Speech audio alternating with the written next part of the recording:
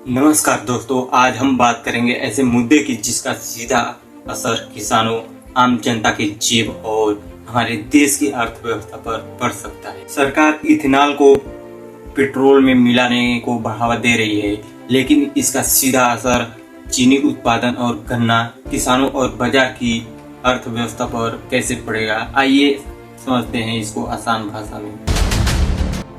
भारत में इथेनॉल बनाने के लिए मुख्य रूप से गन्ने और उसके निकलने वाले सिरे का इस्तेमाल किया जा रहा है। जब इथेनॉल की मांग बढ़ती है तो गन्ने की मांग भी बढ़ जाती है। इससे किसानों को अपनी फसल का अच्छा मूल्य मिलने की संभावना रहती है, लेकिन इसका दूसरा पहलू भी है। अगर ज्यादा गन्ना इथेनॉल बनाने में लग गया और चीनी का उत्पादन कम हुआ तो बाजार में चीनी की उपलब्धता घट सकती है। सवाल आता है, क्या चीनी महंगी हो जाएगी? इसका जवाब उत्पादन और मांग पर निर्भर करता है। अगर चीनी का उत्पादन कम हुआ और मांग ज्यादा रही तो चीनी के दाम बढ़ सकते हैं। वहीं अगर उत्पादन अच्छा रहा और बाजार में पर्याप्त चीनी उपलब्ध रही तो कीमतों में स्थिरता बनी रहेगी। इथेनॉल का सबसे बड़ा फायदा ऊर्जा क्षेत्र में देखा जा रहा है। भारत हर साल बड़ी मात्रा में कच्चा तेल आयात करता है।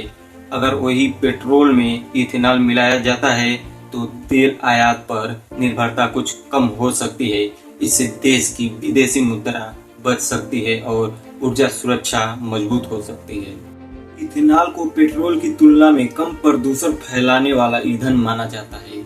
इससे कार्बन उत्सर्जन कम करने में मदद मिल सकती है, लेकिन गन्ने की खेती में पानी की जरूरत ज्यादा होती है, इसलिए जल संसाधनों का ध्यान रखना जरूरी है। इथेनॉल से चीनी मिलों को अतिरिक्त आय का रास्ता मिलता है। पहले चीनी मिलें केवल चीनी पर निर्भर रहती है, लेकिन अब वे इथेनॉल उत्पादन से भी कमाई कर सकती है।